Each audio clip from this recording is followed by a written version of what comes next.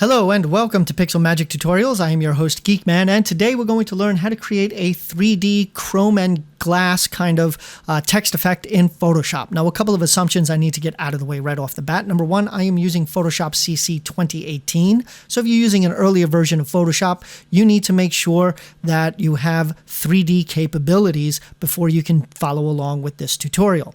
Second, I am using Photoshop on Windows. So if you're using a Mac, when I say hit the Control key on the keyboard, that's the Command key. And when I say hit the Alt key on the keyboard, that's the Option key. So with all of that out of the way, let's get started by hitting Control N on the keyboard to bring up the new image dialog box. And let's name this 3D Chrome and Glass Text, because that's what we're making. And our width is going to be 3,840 pixels, height of 2,160 pixels, resolution of 150 pixels per inch, RGB color 8-bit, background contents doesn't matter. Our color profile is sRGB, and our square pixels for pixel aspect ratio. We hit create and we're ready to begin. Now, I have links in the description below where you can download all the images that I am using and the font that I am using, but feel free to use any image for the background or any image for the reflection and any font that you so wish. This works with just about anything. Okay, with all of that said, I'm going to grab my background image, which is this nice space image, and I'm going to resize it so that it fits my whole canvas like so. Hit enter, and there we go. The next thing that we're going to do is we're going to put in our text. Now make sure that you have black as your foreground color, so click on that and make sure it's black, which is all zeros. And then what we want to do is we want to hit T on the keyboard to bring up our text tool, and the font that I'm using here is Excalibur Nouveau at 275 points. My spacing in between each letter, or kerning, is set to 25. The color again is black, and I'm doing this in all caps. Once you have the font set up the way that you like, click anywhere on your image and type in your words. Once you have that set up, hit the little check mark, go back to your move tool, which is V on the keyboard, and then we want to just move our text to the center of our image. So let's make sure that we're in the center. Where are you centered? There you are, right there. So now we're in the center. So the next thing that we need to do is give this its 3D look. Now, before I actually do that, I do want to explain that in order for this to work, you need to have the 3D workspace active. Now, when you turn this text layer into a 3D object, you will be asked if you want to go to the 3D workspace, and you will say yes, and that will change your palette selection on the right and the left and give you information up on the top options bar about 3D objects. Now, that might cause some confusion if you're not used to changing your workspace. So here's how you can change back to your regular workspace when you are done. If you haven't already, let's say if you have never changed your workspace, right up here is where your workspaces can be found. Okay, by this little rectangle right next to there is the little drop down arrow. You click on that and this will be all of your workspaces. Now, if you have moved palettes around to make yourself more comfortable, if you have, say, taken the actions palette and floated that over to a second monitor or something, or maybe you've got your layers on a different monitor, or you've got different palettes opened up here to make your life easier in your art creation, then what you want to do before we do anything else is you want to save your current workspace as a new workspace. So you click over here and you go to New Workspace, and when that pops up, you just name it. And then you can check on all this. It doesn't really make a difference. You save it, and then it will pop up like mine is right here, Geekman Tutorial. It will pop up above all the other workspaces, and that is now your default workspace. So that when we change to our 3D workspace, if you want to get back to your normal working workspace, you just have to click here and go to your normal workspace, and all of your palettes will be back where you remember them being. So all of that out of the way, as a way to explain workspaces to you in case you're not familiar with them, let's go ahead and turn our text into a 3D object. And we do that by going to our text layer, right-clicking, and going down to the bottom where it says New 3D Extrusion from Selected Layer. Click on that, and we will be asked, like I said, would you like to switch to the 3D workspace? Hit yes, and we now have our 3D workspace. See how everything over here just changed. Okay, and we now have a 3D object with which we can work. Now, the first thing that we might want to do if you're working on this and you want it in a particular image is you need to be able to position this where it needs to be and position the ground, which is where the X and the Y axis, the red line and the blue line, are crossing. Okay, so right now they're crossing right at where our text is sitting. But let's say that you want to move it further or back into the scene or bring it closer to the viewer. That would be this guy right down here. You see these three objects right here, 1, 2, and 3. If you click and drag on this first one here, the Dolby Dolly, the 3D camera, it will move it further back or bring it in closer to the viewer. Okay, I'm going to Control Z to bring it back to its full size.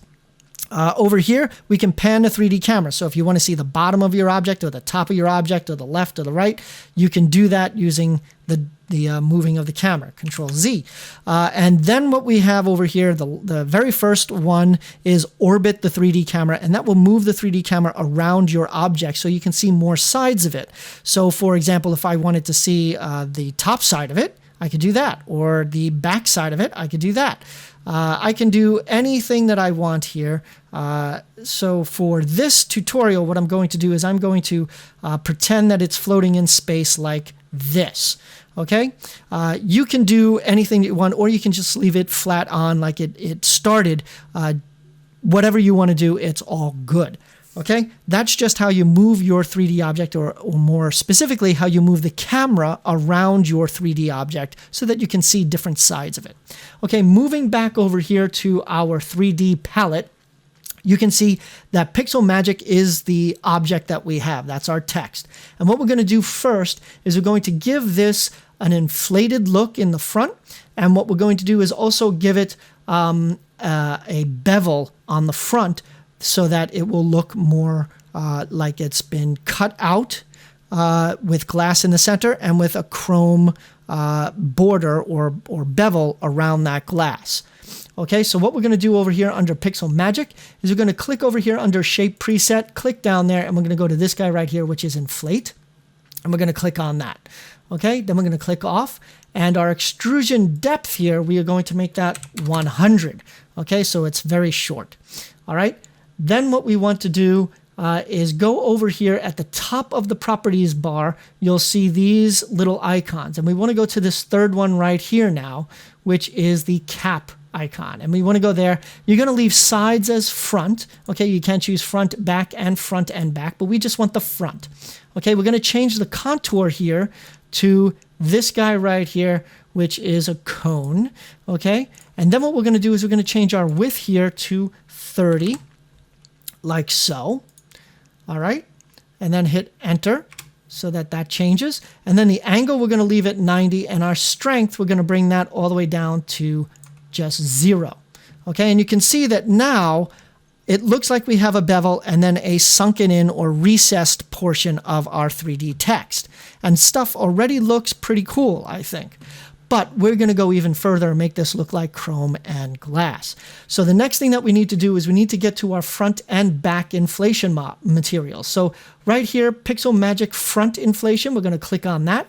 And then we're going to hold down Control, and we're going to click on Pixel Magic Back Inflation, which is the bottom one right here. So now we've got our front and our back inflation materials, and we are going to change the front and back inflation material to plastic acrylic.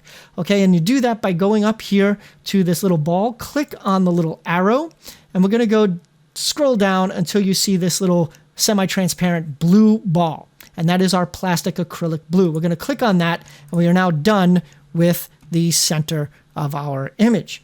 Okay, the next thing that we're going to do is we're going to go to our front bevel material and our back bevel material. So we're going to hold down Control and click on each of those.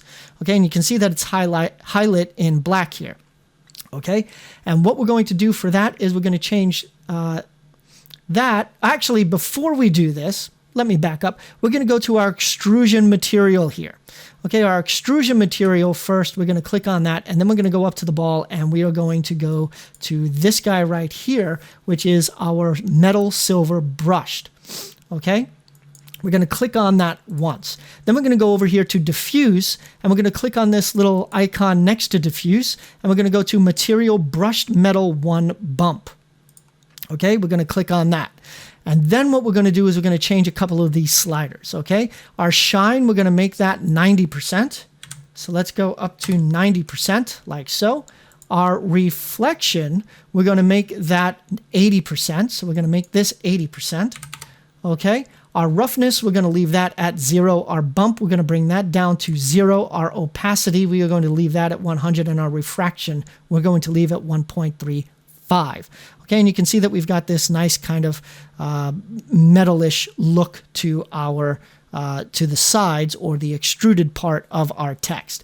The next thing that we're going to do is we're going to go back and do our bevel material and our back bevel, our front and back bevel material. So holding down Control, we're going to select both of those, and then we're going to go up here to our front and to our material, and we're going to choose Chrome. Okay, and Chrome is this guy right here. And we're going to click on that, and that's going to give us a chrome look for the front and the back. And then we're going to go over here to our diffuse material here, and we're going to choose, again, Brushed Metal 1 Bump. Okay, and that is all that we have to do with that stuff. Then we've already done our Pixel Magic stuff, so now we have to go to our Infinite Light. Okay, and our Infinite Light, we just want to adjust this so that the light is coming from the direction that we like. Now, I happen to like it right about there-ish. I think that looks pretty good. And the other thing that we want to do is we don't really want a shadow, so we're going to turn that off. If you want a shadow, you can leave that on, and you'll see a shadow underneath your text or fading back from the light. So in this direction, it would all be going up like this. But I don't want a shadow floating in space, so I'm going to turn that off, okay, by unchecking the shadow box. Okay, the next thing that we need to do is we need to go to our environment, and our environment is what's going to make this look pretty darn cool. Okay, in the environment, what we're going to do is we're going to go up here to IBL, and we're going to replace this texture here with an image. Okay, so we're going to hit Replace Texture, and we're going to choose this wall image. Again, I have a link in the description below where you can download this. Okay, and then you can just move this around until you get a nice cool look on your text, however you think it will look cool, like so. I think that looks pretty cool, so we're going to leave it like that, and we're going to adjust our shadow down to 0%, so we're just going to leave that as is. Okay, so that is great, and I'm wondering why now my front bevel is still black and the back bevel. I got to change that. It didn't stick, so we're going to go here to my Chrome again. There we go. Now it's sticking.